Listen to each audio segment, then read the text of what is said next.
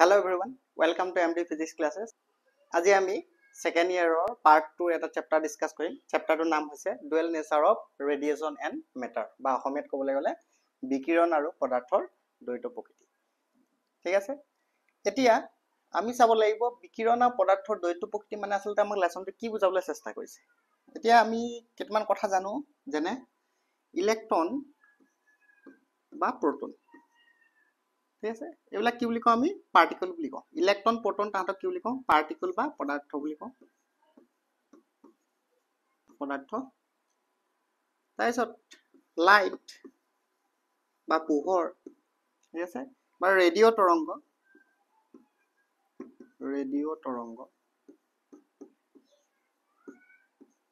এইবিলাকক আমি কি বুলি কওঁ এইবিলাকক ৱেভ বুলি কওঁ ৱেভ বা তৰংগ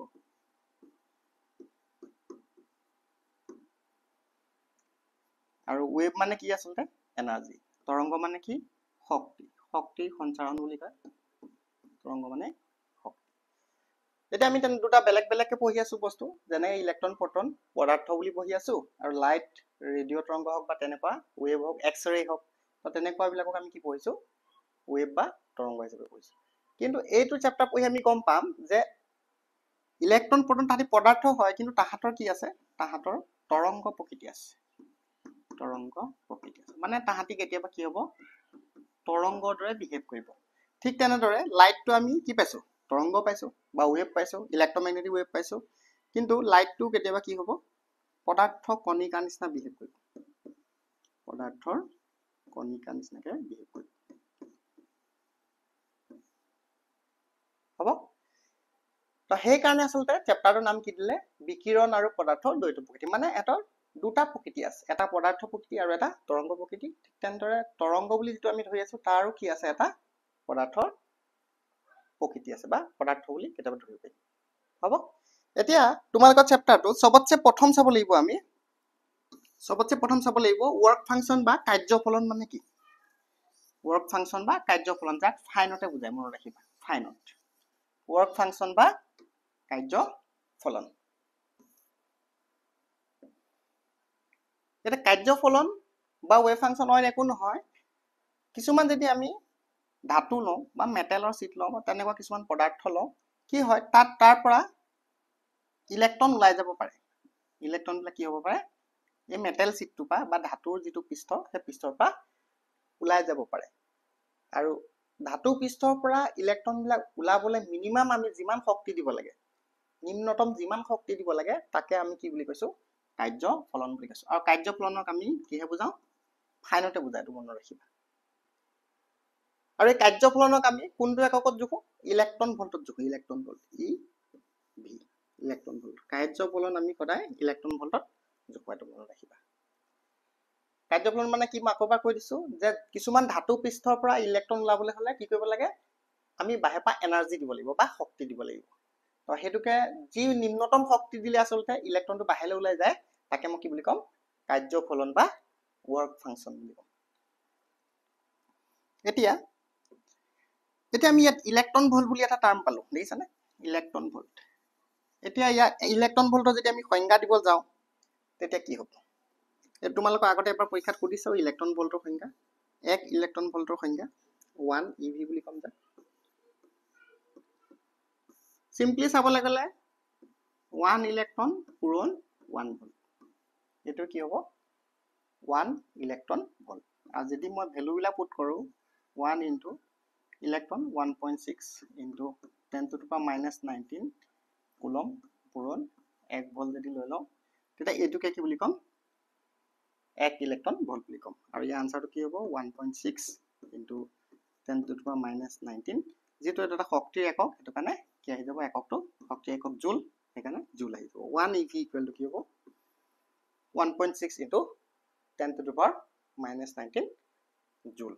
আৰু যদি মই সংজ্ঞা দিব যাওঁ ইয়াৰ ডেফিনেশনটো দিব যাওঁ ডেফিনেশনটো আমি এনেকৈ কম যে যদি এটা ইলেক্ট্ৰন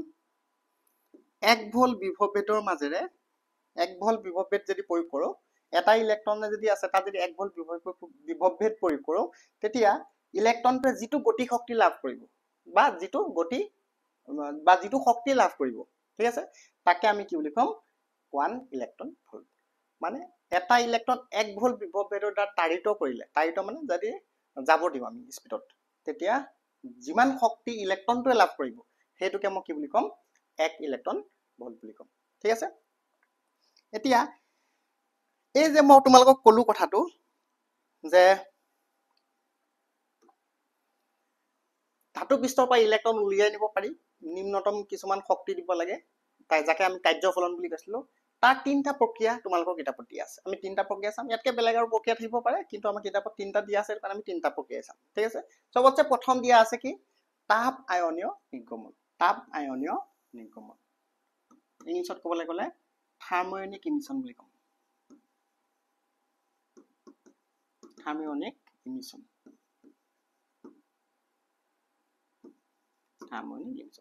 থাৰ্মোয়নিক ইমিশন বা তাপ আয়নীয় নিৰ্গমন মানে একো নহয় যদি আমি ধাতু পৃষ্ঠটো বহুত গৰম কৰো আৰু গৰম কৰাৰ লগে লগে যদি তাৰ পৃষ্ঠৰ পৰা ইলেক্ট্ৰন ওলাই আহে তেতিয়া হলে সেই প্ৰক্ৰিয়াটোকে মই কি বুলি ক'ম তাপ আয়নীয় নিৰ্গমন বা থাৰ্মোয়নিক ইমিশন তাৰপিছত নেক্সট আৰু এটা প্ৰক্ৰিয়া দিয়া আছে তোমালোকৰ ক্ষেত্ৰীয় নিৰ্গমনৰ ইংলিছত কি বুলি ক'ম ফিল্ড ইমিশন বুলি ক'ম ফিল্ড ইমিশন এটা ফিল্ড ইমিশন মানে কি ফিল্ড ইমিশন মানে একদম সিম্পল যদি আমি হাই ইলেক্ট্ৰিক ফিল্ডটো কিমান ৰেঞ্জত দিব লাগিব ইলেক্ট্ৰিক ফিল্ডটো দিব লাগিব আমি ৰেঞ্জটো 10 to the power 8 volt per metre মানে ইয়াতকে বেছি বা ইয়াৰ সমান দিব লাগিব যদি বহুত হাই ইলেক্ট্ৰিক ফিল্ড দিও তেতিয়াও কি হ'ব ধাতু পৃষ্ঠৰ পৰা কি হ'ব পাৰে ইলেক্ট্ৰন ওলাই আহিব পাৰে আৰু ইয়াৰ এক্সাম্পল দিয়া আছে তোমালোকৰ সুইচ প্লাগত যিটো স্পাৰ্ক হয় কেতিয়াবা আমি ফেনখন যদি এনেকে অন কৰো অন কৰাৰ লগে লগে তাত জুই ওলাই অহা নিচিনা লাগে সুইচটো পা তো সেইটো কি কাৰণে হয় বুলি কৈছে ক্ষেত্ৰীয় নিৰ্গমন বা ফিল্ড ইমিশনৰ কাৰণে হয় আৰু যে স্পাৰ্ক কৰোতে যে জুই ওলাই যায় সেইটো আচলতে এনেকুৱা নহয় ইলেক্ট্ৰন বিলাক ওলাই যায় হাই এনাৰ্জি ইলেক্ট্ৰন বিলাক ওলাই যায় তোমালোকে মনত ৰাখিবা ঠিক আছে তাৰপিছত নেক্সট যেটো তোমালোকক চেপ্টাৰটোৰ কাৰণে বহুত ইম্পৰ্টেন্ট যেটো এটো হ'ব আলোক বৈদ্যুতিক নিৰ্গমন বা ফটো ইলেক্ট্ৰিক ইমিশন বুলি কয় তাক ফটো ইলেক্ট্ৰিক ইমিশন বুলি কয় এটা ফটো ইলেক্ট্ৰিক ইমিশন মানে কি এটো একদম সিম্পল এটা কনসেপ্ট ইয়াত এটোই কৈছে যে কিছুমান ফটো সেনসিটিভ মেটেল থাকে ফটো সেনসিটিভ মানে কি আলোক সংবেদী কিছুমান যদি প্লেট থাকে বা ধাতু প্লেট থাকে তো তাত যদি পোহৰ পৰে আৰু সব পোহৰ নহয় কিছুমান নিৰ্দিষ্ট ফ্ৰিকুৱেন্সি পোহৰ লাগিব মনত ৰাখিবা নিৰ্দিষ্ট ফ্ৰিকুৱেন্সি মানে যিকোনো পোহৰ দিলে নহব তাৰ এটা স্পেসিফিক ফ্ৰিকুৱেন্সি থাকিব লাগিব তো তেনেকুৱা পোহৰ যদি এনেকা প্লেটত যদি পৰিব দিও আলোক সংবেদী প্লেটত তেতিয়া তাৰ পৰা কি হ'ব ইলেক্ট্ৰন ওলাই যাব আৰু এই প্ৰক্ৰিয়াটোকে মই কি বুলি ক'ম আলোক বৈদ্যুতিক নিৰ্গমন বা ফটো ইলেক্ট্ৰিক ইমিশন বুলি কওঁ আৰু তোমালোকৰ চেপ্টাৰ মেইনলি এটা জাস্ট দিয়াহে আছে কিন্তু আমি মেইনলি কি ডিসকাস কৰিম আলোক বৈদ্যুতিক নিৰ্গমনটো ডিসকাশন কৰিম হ'ব এতিয়া এইটা যেটো আমি পঢ়িলো আলোক বৈদ্যুতিক নিৰ্গমন এটো আসলতে প্ৰক্ৰিয়াটো এক্সপেৰিমেন্টালি ডিসকভাৰ কৰিছিলে হেনৰিক হাৰ্টজ নামৰ এজন সাইন্টিষ্ট আছিলে তেখেতে কি কৰিছিলে এক্সপেৰিমেন্টাল এক্স-ৰে আৰু কি কয় ইলেক্ট্ৰমেগনেটিক ৱেভৰ ৰিলেটেড কিছুমান পৰীক্ষা নিৰীক্ষা কৰি আছিলে তেতিয়া তেওঁ মানে এক্সিডেন্টালি দেখিলে যে এক্স-ৰে যদি যেটো লাইট হয় সেই লাইটটো যদি তেওঁ ধৰিলা যেটো এক্সপেৰিমেন্টাল সেটআপ আছে তাৰ ওচৰলৈ লৈ আহে তেতিয়া হলে তেওঁ কাৰেন্ট বেছিকে পায় মানে যেটো তেওঁ ডিটেক্টৰ আছিলে সেই ডিটেক্টৰটোত মানে কাৰেন্ট বেছিকে পায় কিন্তু লাইটটো আঁতৰাই নিলে ডিটেক্টৰত কাৰেন্টটো কমকে পায় তো তাৰপা তেওঁ আইডিয়া লগালে নিশ্চয় এক্স-ৰে এই কাৰেন্টটো এফেক্ট কৰিছে আৰু তাৰ পৰাই তেওঁ আলোক বৈদ্যুতিক প্ৰক্ৰিয়াটো যেটো হেতু আৱিষ্কাৰ কৰিলে মনত ৰাখিবা কথাটো এতিয়া মই কলো যে লাইট পৰাৰ লগে লগে কিছুমান ইলেক্ট্ৰন ওলাই যাব পাৰে ধাতু পৃষ্ঠৰ পৰা আৰু হেতু পৰীক্ষা এক্সপেৰিমেন্টাল পৰীক্ষা তোমালোকৰ কিতাপত দিয়া আছে আমি সেই এক্সপেৰিমেন্টটো কৰি চাম এই এক্সপেৰিমেন্টটো কৰিবলৈ হলে কি কৰিব লাগিব আমি এটা ইভাকুৱেটেড গ্লাছ টিউব ল'ব লাগিব মানে ভেকুৱাম চেম্বাৰ এটা ল'ব লাগিব গ্লাছৰ ভেকুৱাম মানে ভিতৰত বায়ু চায়ু একো নাই আৰু তাত আমি কি কৰিম কিছুমান ফটো সেনসিটিভ প্লেট দিম ঠিক আছে ফটো সেনসিটিভ প্লেট দিম আৰু ইয়াত মই ভোল্টেজ লগাই দিম অলপ সিম্পল কে আঁকিম ডায়াগ্ৰামটো ডাইৰেক্ট তোমালোকৰ ভোল্টেজ লগোৱা নাই আমি যেনেকৈ কিতাপত দিছে প্ৰায় তেনেকৈ আঁকিবলৈ ট্ৰাই কৰিম তাত কি কৰিছে তোমালোকৰ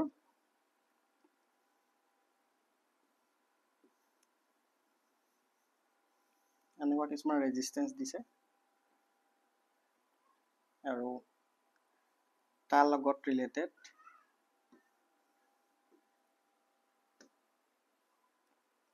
তাৰ লগত ৰিলেটেড কি কৰিছে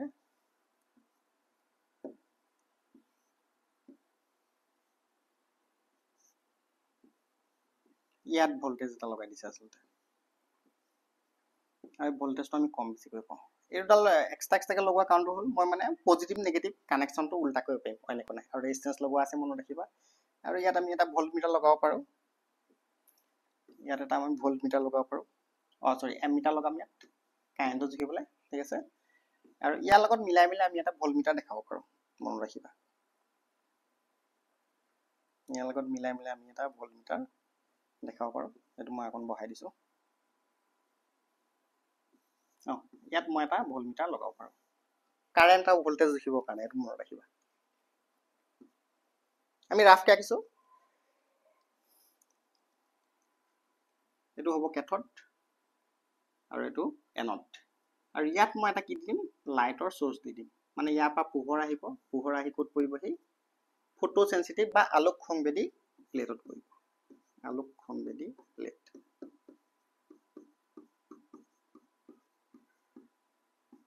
আলোক সংবেদী প্লেট ইয়াৰ গোটেই ডায়াগ্ৰামটো তোমালোকৰ কিতাপত আছে তোমালোকে এবাৰ কিতাপত চাই ল'বা ৰাফলি মই ডায়াগ্ৰামটো বুজাই দিছোঁ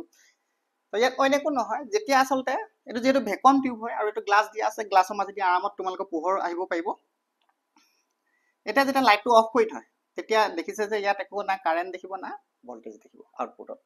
আৰু যেতিয়া লাইটটো অন কৰিব তেতিয়া কি হয় তেতিয়া ইয়াত কাৰেণ্ট আৰু ভোল্টেজ দেখে আৰু লাইটটো অফ কৰি দিয়াৰ লগে লগে যেহেতু আলোক সংবেদী প্লেটত একো লাইট নপৰে তাৰ পৰা ইলেক্ট্ৰন ওলায় সেইকাৰণে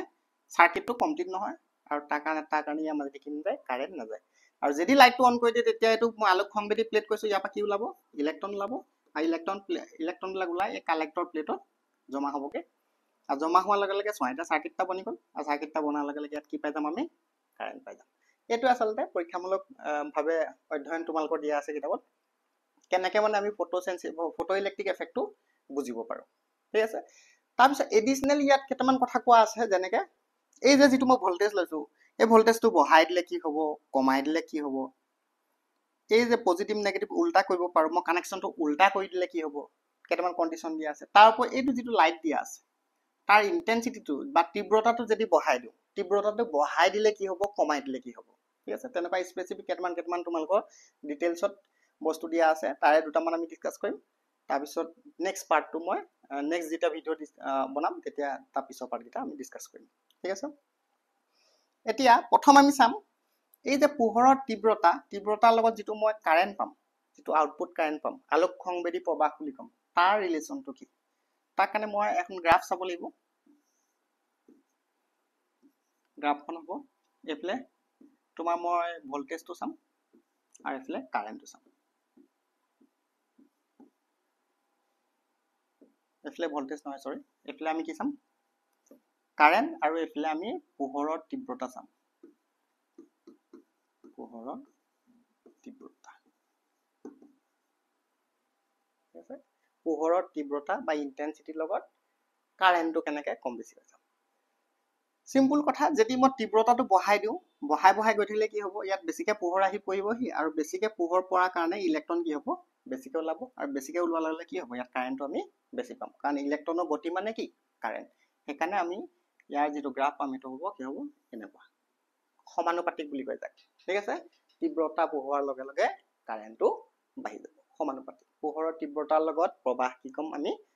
সমানুপাতিক বুলি ক'ম এইটো মনত ৰাখিবা প্ৰথম কণ্ডিশ্যন তাৰপিছত আৰু এটা আমি চিম্পল কণ্ডিশ্যন চাই দিওঁ নেক্সট কি কৈছে এই যে ভোল্টেজটো যদি মই কমাই গৈ থাকোঁ তেতিয়া কি হ'ব পাৰে তাৰ কাৰণে আমি এটা কণ্ডিশ্যন চাম ভোল্টেজটো কমোৱাৰ লগে লগে কি হ'ব পাৰে এইটো মই ডায়াগ্ৰামটো বহাই দিছোঁ তাৰ কাৰণে তোমালোকৰ ডায়াগ্ৰামটো হ'ব এনেকুৱা এইফালে কাৰেণ্ট পাম ঠিক আছে এইফালে পজিটিভ ভোল্টেজ আৰু এইফালে নেগেটিভ ভোল্টেজ মন্থৰকাৰী বিভৱ বুলি দিয়া আছে তোমালোকৰ কিতাপত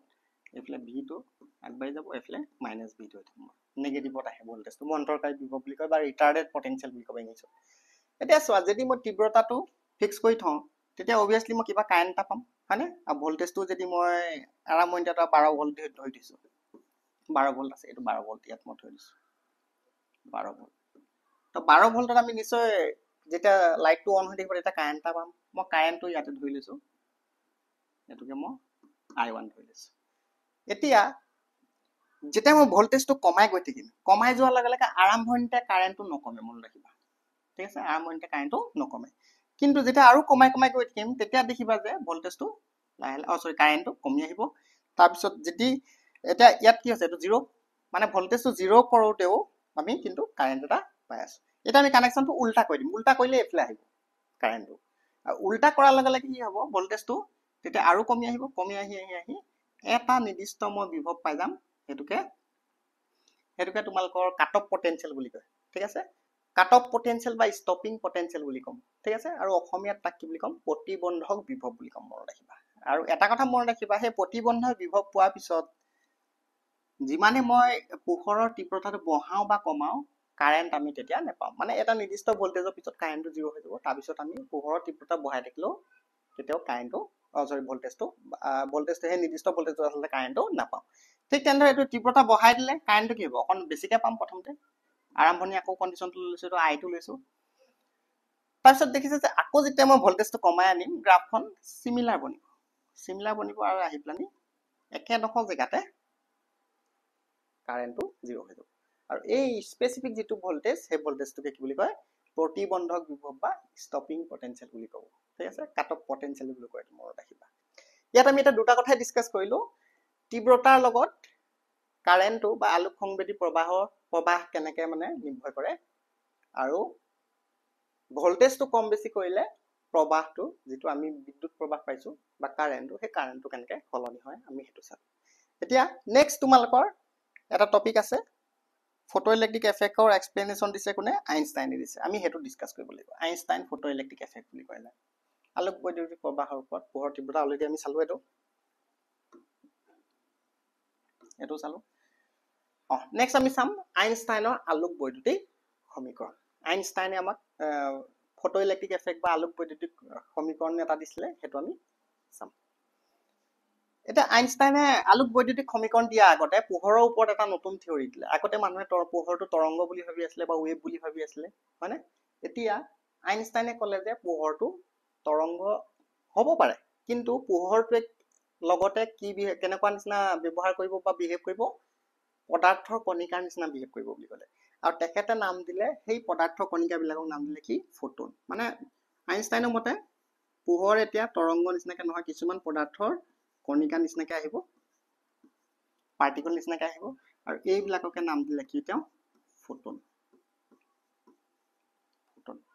আৰু তাৰ লগতে আৰু এটা কথা ক'লে, এই ফটোন বিলাকৰ এনাৰ্জি হ'ব কি, h। তো লগে লগে আমি এটা ফৰ্মুলা পাই গ'লো, তেতিয়াহ'লে শক্তি এনাৰ্জি ইকুৱেল টু কি হ'ব, h। মানে ইয়াৰ মিনিংটো এইটোৱে, যদি তুমি হাই ফ্ৰিকুৱেঞ্চি লোৱা, ফ্ৰিকুৱেঞ্চি বা কম্পনাংক বেছিকে লোৱা, তেতিয়াহ'লে শক্তিটো কি হ'ব, বেছি হ'ব, আৰু যদি ফ্ৰিকুৱেঞ্চিটো কম কৰা তেতিয়াহ'লে এনাৰ্জিটো, ফটোনৰ যিটো এনাৰ্জি সেইটো কি হ'ব, কম হৈ যাব। আৰু এই আইডিয়াটো কোনে দিলে, আইনষ্টাইনে দিলে। ক'লে যে পোহৰবিলাক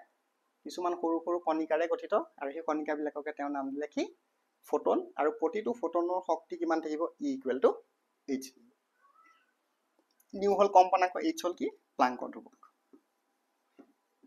প্লাংক কনষ্টেণ্ট বুলি কওঁ।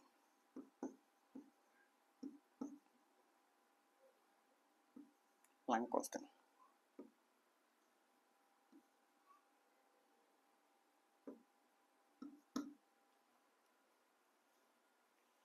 প্লাংকৰ ধ্ৰুৱক। এটা h অফ ভেলুটো আমি জানো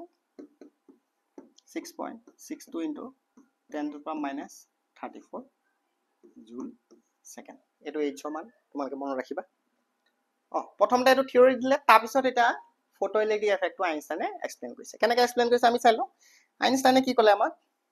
আইনষ্টাইনে চিম্পুল এটা কথা ক'লে যে এই যে পোহৰ আহি আলোক সংবেদী প্লেটত বা মেটেল চিটত পৰিবহি, তেতিয়া কি হ'ব। মই মেটেল চিট এখন ধৰি লওঁ। আইনষ্টাইনে ক'লে পোহৰবিলাক কণিকা নিচিনাকৈ আহিব, আৰু তাহাঁতৰ শক্তি কিমান, h নিউ বুলি কৈছে আমাক, হ'ব।